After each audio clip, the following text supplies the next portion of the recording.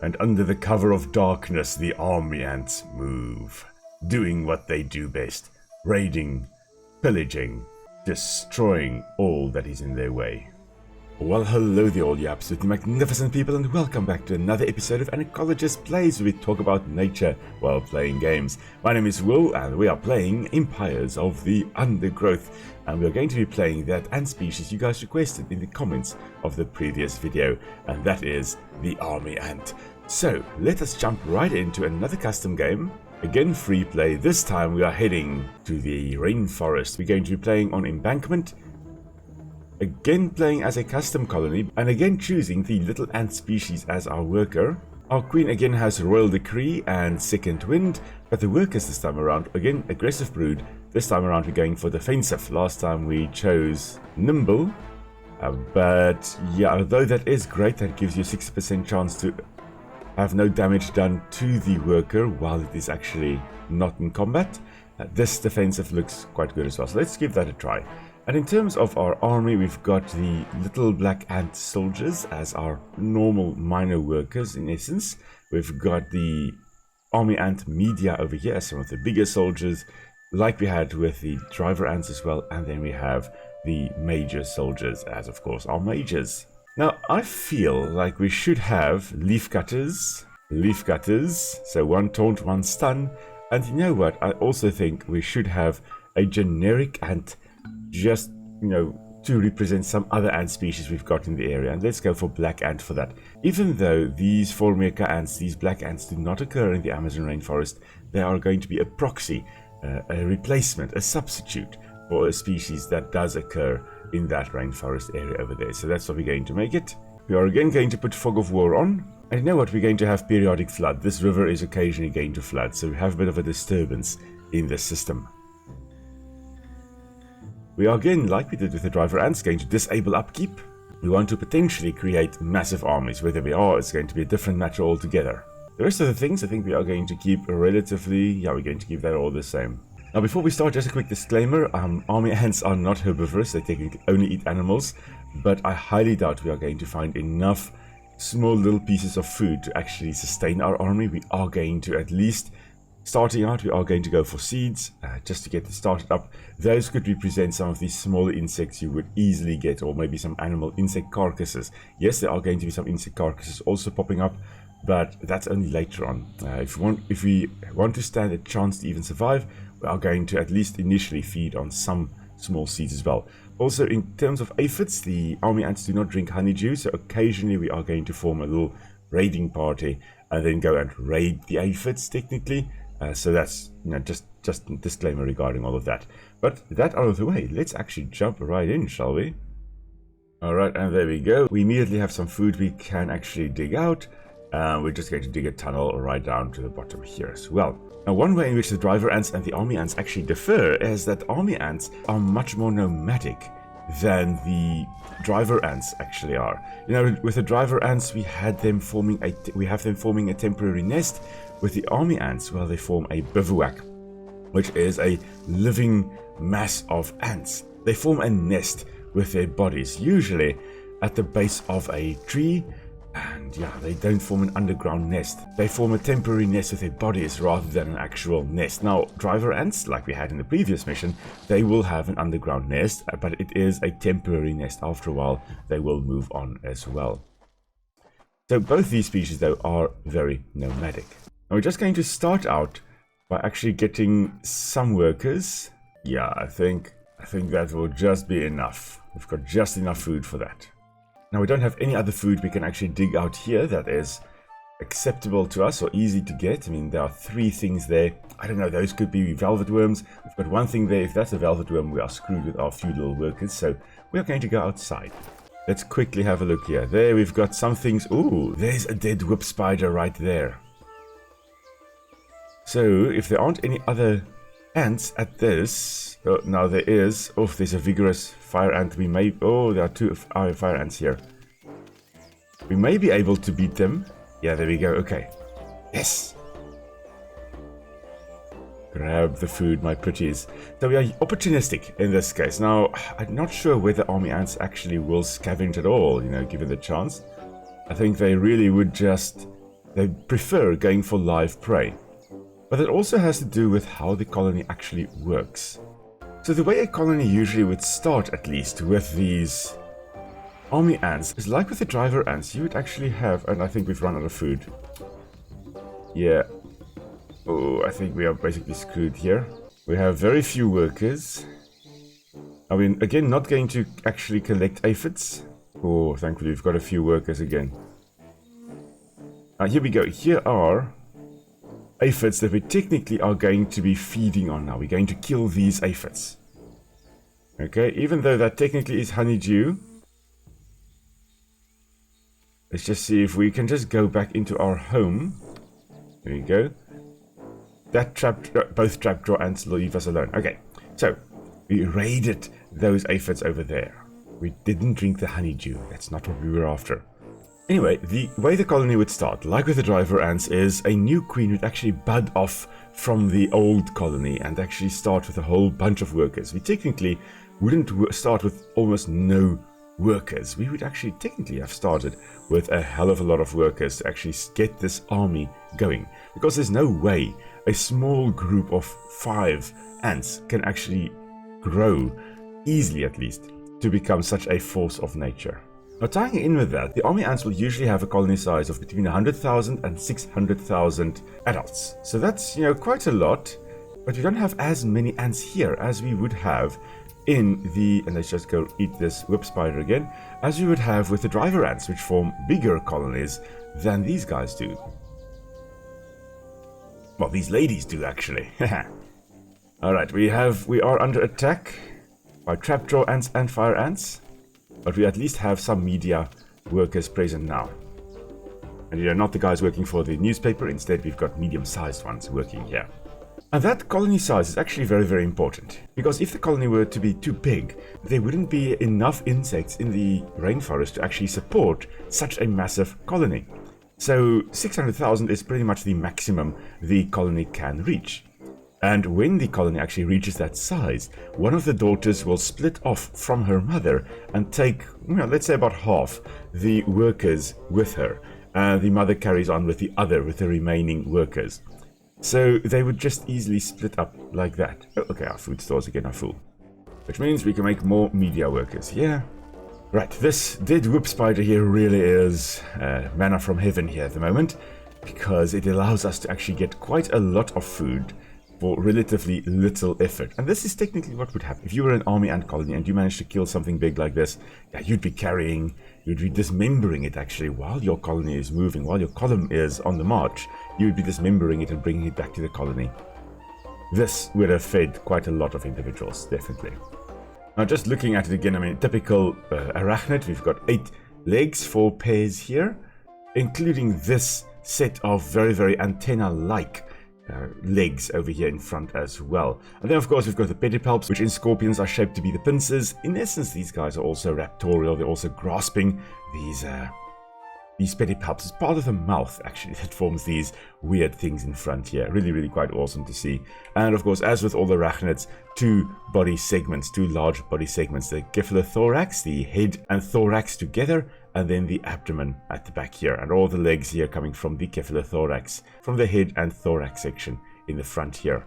I really wish we had these guys here where I am, but unfortunately we've got no whip spiders nor whip scorpions here. Regardless, this is a nice source of food for us, so let's capitalize on that, shall we? We're actually just going to make a few small workers just to hang around, and I just realized these were supposed to actually be soldiers, not workers. I made the wrong one. There we go. Let's put some soldiers in the fight there. Oh my word. Okay, no wonder we were battling. We were supposed to be making some soldiers. Okay, so now let's start working on some proper soldiers. Why don't we? We also really need to get these ants to move quickly along here. So let's do that, shall we? Because this is like our highway. We need the ants to be moving along here very quickly. And there we go. We've got our first major soldier that will be made now. Now, we're definitely not ready to actually take on any of the other colonies, but we are going to get there soon enough.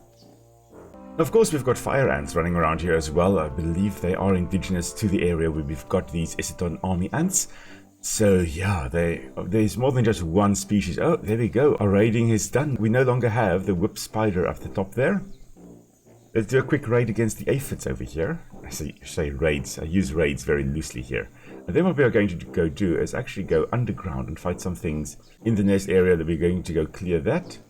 We need an area to be able to expand to. So yeah, we are going to go take out, I think, whatever is in here first. Most likely 3 velvet worms. That's what my money is going to be on. Oh no, it's easier. Okay, rove beetle larvae. Okay, and they also did. So that was easy. Let's go for whatever is in here. Maybe that is a velvet worm. Recently, for the first time in more than a decade, saw a velvet worm. So exciting. Actually shared it on the Discord channel as well. Really love those guys. It actually spat on one of my students. Spat the slime on one of my students. That was quite funny. Okay, so there are lots of things outside now. Let's actually bring our army out and do a bit of a raid against the invertebrates. Amongst others, this jumping spider. Now, you done messed up now. Nothing is safe when it comes to the army ants. When they form a nice marching column, I've seen clips, even things like a big praying mantis would be no match for them. They just simply eventually decapitate it. They just swarm it and decapitate it. Now, technically what we are doing now is not what they would do. We've got scouts running around in essence. Now, what they technically would do is the army just kind of marches in a direction and they eat everything that is in that direction. So they don't form this little scouting party to go look for food. Instead, they just meander forth in a massive marching column, and then eventually, after a while, after a certain distance, they actually start splitting up. They actually start branching off, and they form this fan shape in the front. But we need to find some food, so we are just kind of marching in a little zigzag pattern here. We're just sweeping around our colony. There we go, we've got something to eat here. And we're going to immediately dismember that and take it back, that Katie did. Take it back to the colony. Now, of course, a trapjaw ant in the Odontomachus genus. That was no match for us either. Ah, look at that. We found a dead whip spider again. Great stuff. And unlike the okay, we've got trapjaw ants here. I was just about to say, unlike the previous one, we don't actually have a whole bunch of fire ants coming here, but we've got the Odontomachus. We've got the other guys, the trapjaw ants coming for us here. This is another blue rove beetle larva. It's going to be no match for us. Yeah, there we go. Now, the army ants, to me at least, are quite strange, at least in the game here.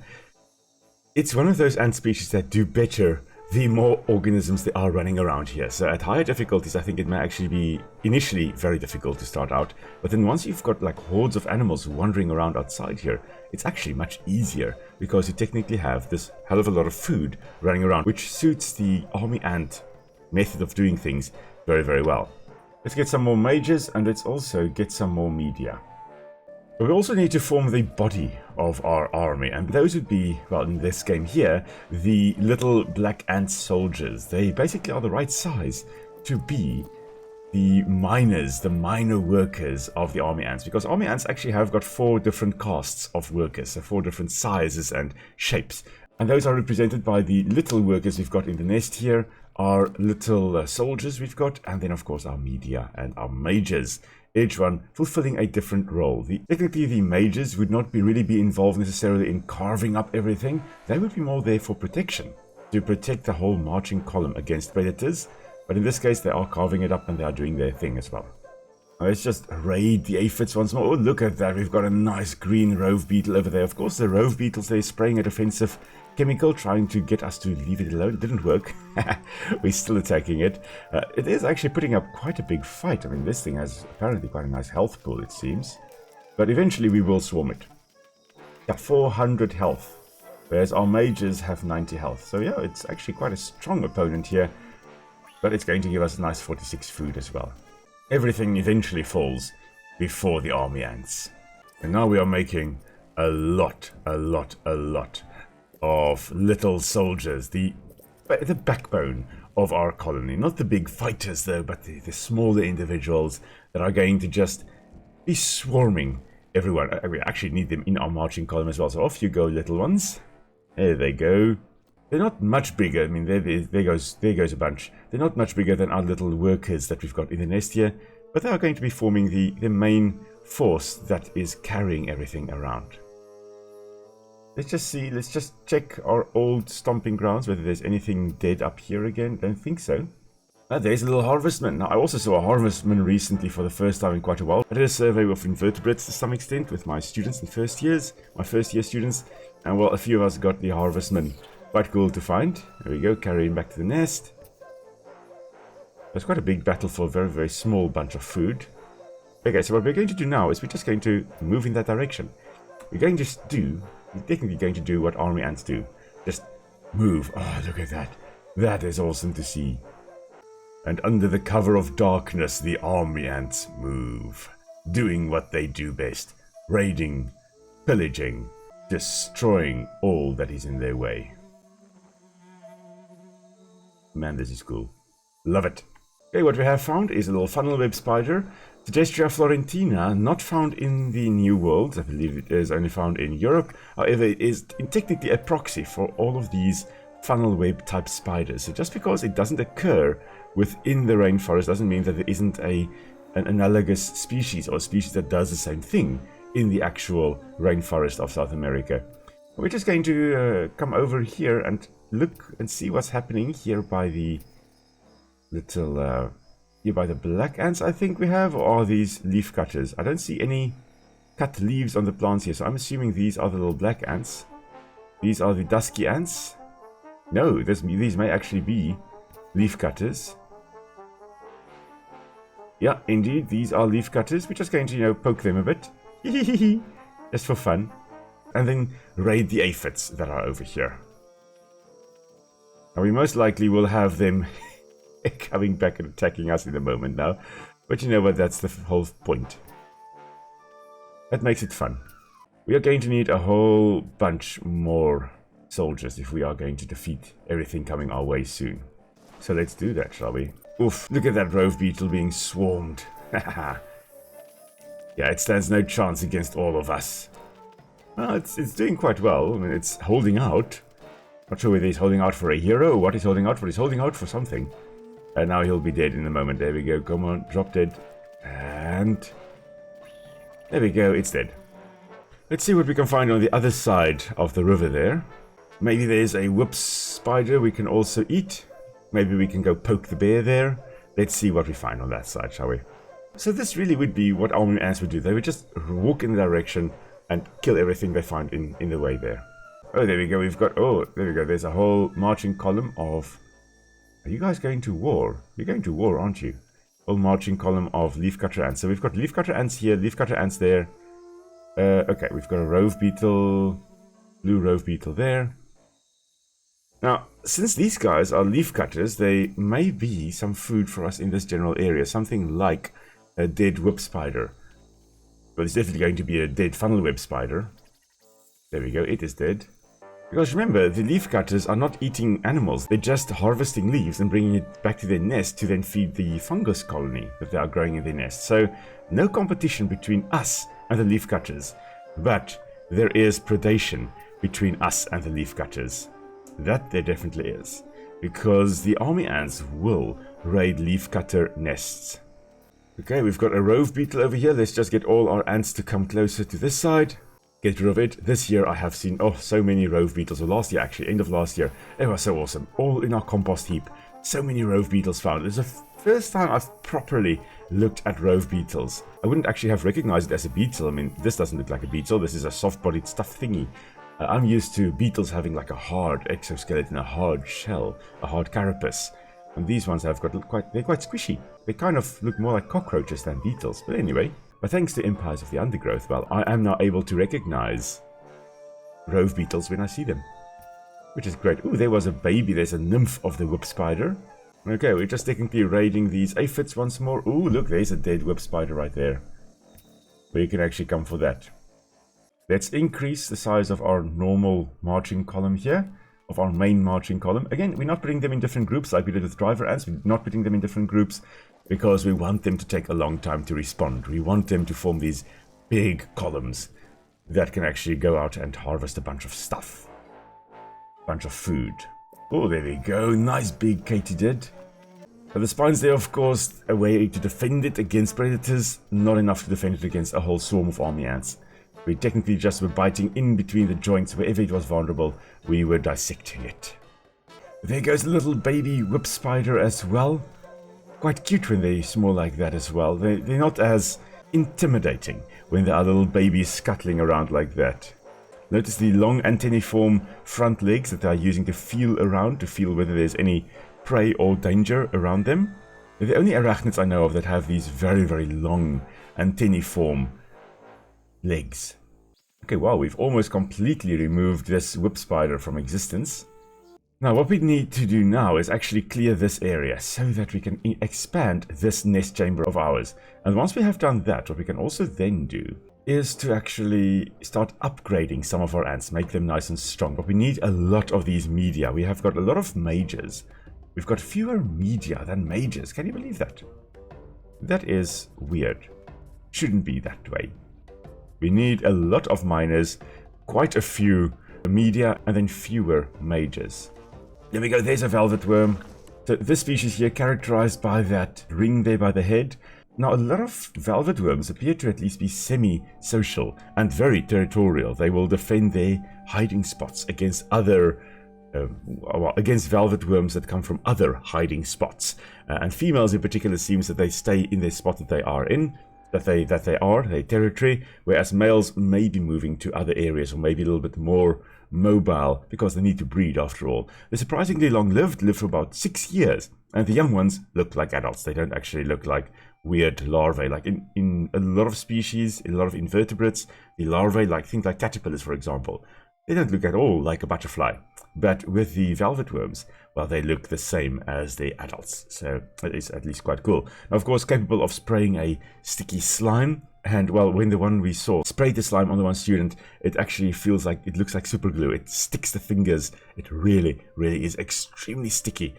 So, yeah, it's quite cool. Let's actually get this little guy to just spray us with slime. There we go. And we are just going to annihilate it. Shame. It really didn't stand a chance there. Alright, so now that we've opened that up, we can actually plop down a whole bunch of media.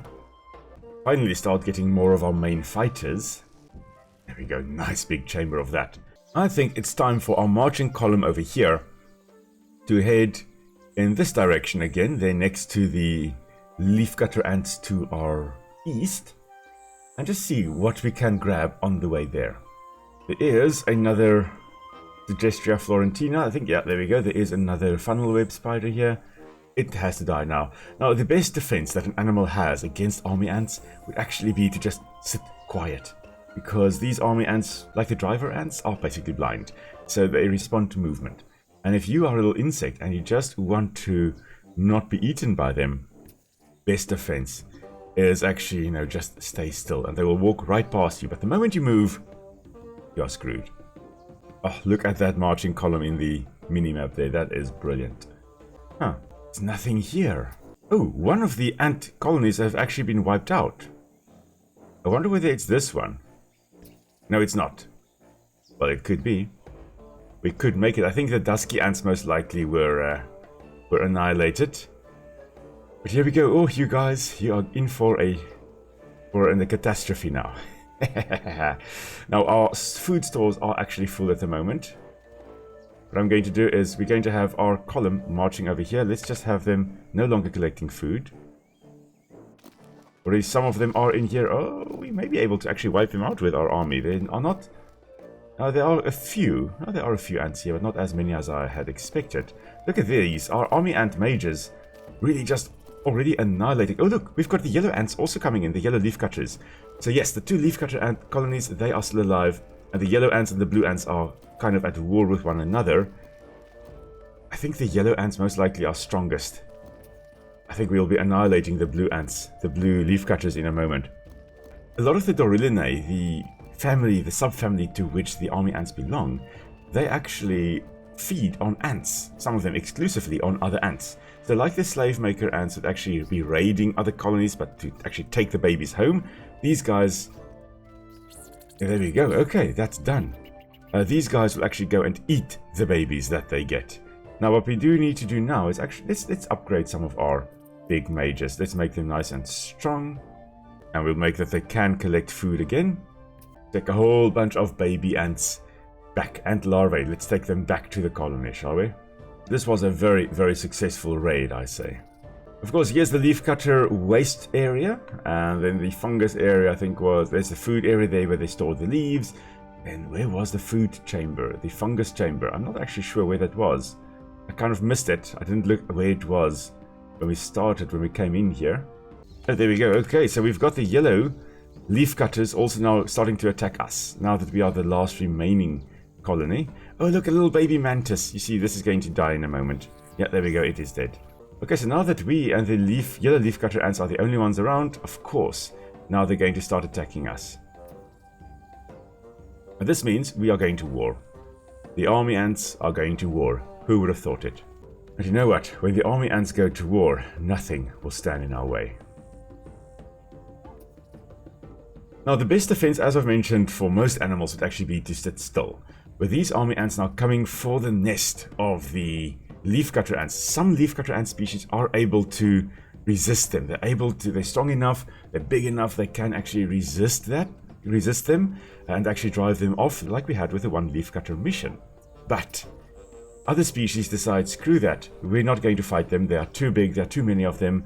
And so what they will do is they will actually block off entrances to the nest so that the army ants don't gain access to the nest.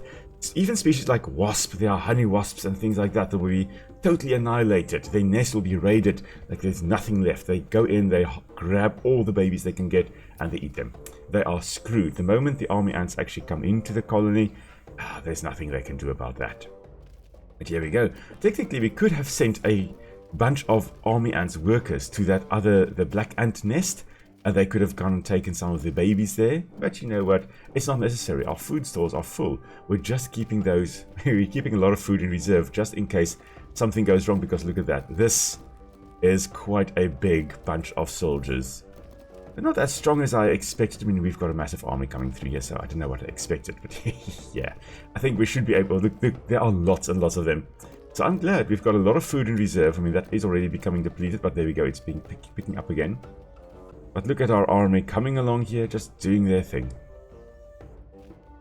Slowly but surely pushing through, and there we go. The queen is going to be no more. So there we go. If these leafcutter ants had actually blocked off the entrance, well, we would not have been able to actually go in and kill them. But there we go. We have succeeded. Now, what I'm going to do is I'm actually going to just carry on a little bit. I want to see something. I want to see how many ants we can make in our army ant colony. Let's play some more. Apparently we are under attack by a harvestman in our own nest. That's not nice. Okay, the harvestman finally has been dealt with, and in order to actually expand even more, what we're going to do is we're going to clear just whatever is right over here. We're actually going to clear everything in this area. Okay, it was a rove beetle, shame. You stand no chance, rove beetle. You should have fled while you had the chance. There we go, dead. And let's also go clear whatever is over here. I want to remove all walls. We're going for a big open area. This technically would be more accurate, relating to how army ants actually work. They don't have a nest underground. Instead, they have a living temporary nest, a bivouac, made up of the bodies of all the ants. Food stores are full. Who would have thought that? Drop down a whole bunch more workers over here. And what have we got? We've got a whole bunch of velvet worms. Shame. Even 4 of them are now going to be no match to the whole army coming through here. Okay, now that we've technically run out of food, let's go raid the nests again, shall we? And here goes the army. Wow, that is magnificent. There's no other word. That's magnificent. Now, at this point, nothing can stand against us. Okay, we do still have quite a few larvae over there and over here that we can pick up.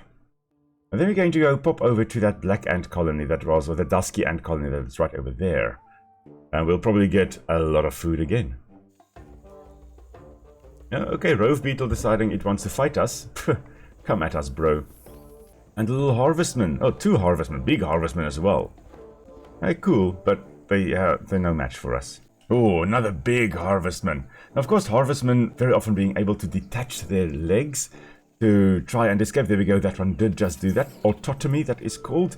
The auto-severing in essence, so self-severing. It's a way to try and defend yourself so that the predator, in this case the army ants, are distracted looking at your leg or attacking your leg rather than attacking you.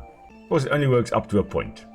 Oh, we've got a lot of food again, so let us increase our media. Well, look at all the food here, all the babies we left the previous time because our food stores were full. Huh, just lying around here. Oh, I guess our food stores are full again. You know what that means? That means we're going to make some more mages. That immediately depletes our food. Now, interesting looking at what would happen with a colony. So as I mentioned earlier, once the colony is about 600,000 strong, they split into 2 colonies because at that point, they're not going to be able to sustain themselves. They need a lot of food in order to sustain such a colony, and there may not be, even in a large forest patch, there may not be enough food to sustain such a large colony. So they split up into 2. Now, additionally, being nomadic is, of course, a very, very useful thing. Oh, this is honeydew that we've got here. Okay, I didn't really want to go for the honeydew. Additionally, what they also would do, of course, they are nomadic. That allows them to also still persist within the landscape, even though they are massive in size and they are eating a lot. Being nomadic means that they never deplete the food resources too much. They would always be able to just go to another area to go find more food. But it does mean that they need large extents of intact forest. I think we've taken everything we could from here. Almost. There are still some larvae here. Okay, we're going to grab them. Because small fragments would not be able to support enough food to keep the army ants alive, nor would it actually be able to sustain them and their nomadic lifestyle. So with habitat fragmentation, especially deforestation, what happens is the Eciton army ants start disappearing from these little fragments because they can't be sustained in there. And what then happens is a whole bunch of other species go extinct. These army ants are what we call keystone species. If they disappear, it has this knock-on effect, this domino effect happening, and it results in what we call a cascade of extinctions, which means one species goes extinct, another species goes extinct, another species goes extinct, and every time a species goes extinct, more and more and more species start going extinct. And in the end, you have this massive loss of biodiversity because one species disappeared from the area. And that species, that its removal results in a cascade of extinction, that is what we call a keystone species. And it comes from it's an architectural term actually, which was used to describe if you built an archway with no cement, no concrete, just stone packed, each stone carved perfectly to fit into that archway. In the end, right at the top, you would have a stone that keeps that whole archway from collapsing. That stone was the keystone. And if you remove it, the whole archway collapses. Likewise, the keystone species is holding up that archway, that ecosystem. And if it is removed, it results in the collapse of the ecosystem. And so it's a keystone species. Alright, let's see. We are going into the dusky ant colony. Why is this also leafcutter? Okay, there's nothing in here. There are leaves. Okay, I've got no idea why there are leaves here because this is not a leafcutter colony. That is a dusky ant queen. No brood for us here, unfortunately. Okay, so we technically have no real food left. Well, except the poor little whip spider baby we're killing here and the aphids, of course, we are picking up. You see, technically this is exactly what would happen. We've kind of run out of food in this area. And now, if we were to survive, we need to move to another area. Oh goodness, we are going to lose so many ants now because the water is actually going to rise. And guess whose ants are marching one by one straight into that column of water? Yeah. This is going to be bad. I don't know about this batch here, even coming with food that we will now lose. Okay, how many of you are going to make it across? I don't think any, or maybe one. Maybe, oh, you're so close, so close. The little black ants actually are very fast. Okay, you guys with the food, you at least made it through, but... Ooh, here we go, here we go. Rising and... Oh, losing a whole bunch of mages. Dead. And these ones on the other... Oh, okay, they can come through again. Okay, well, that's fine. I thought they were going to be stuck on that side. But here goes our column again, heading out once more. Oh, there's a big velvet worm. Let's go kill the big velvet worm, shall we? Okay, marching column, that way, please. What I also wanted to say, the reason why these army ants are actually keystone species, it's twofold.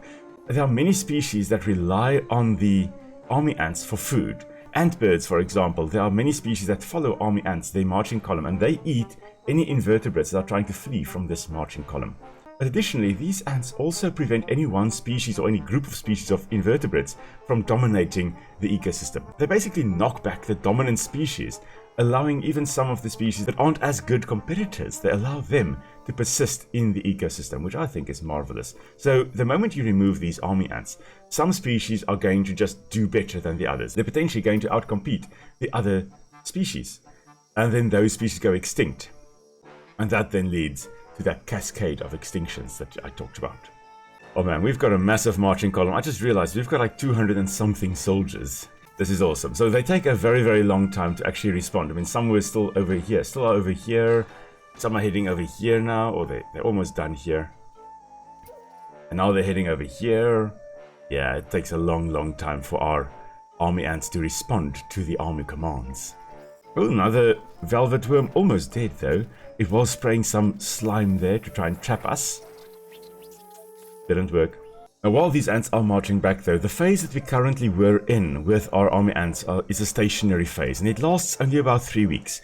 That is the stage during which the army ants actually will have eggs being laid. So the queen will then lay eggs, and they're a little bit more stationary until the eggs, the larvae, are a little bit larger, they're pupae in essence, and then after about 3 weeks they head off. And then they basically move to a new spot, almost every day or every other day.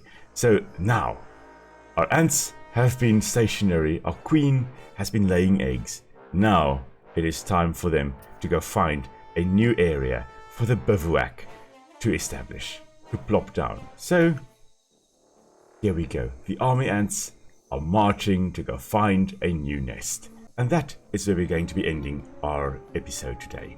So thank you very much everyone for joining me and our army ants over here for our little adventure in the rainforest. Please suggest in the comments below what you would like to see me do next. What type of scenario, realistic scenario, you would like to see me do next. What species, etc, etc. And thank you very much once again everybody for joining me. Hope you enjoyed it. I had a lot of fun. So of course on Friday a Monster Hunter World episode coming out, and then next Tuesday again another Empires of the Undergrowth episode coming out. So until next time everybody, stay safe. I'll see you all soon. Cheers!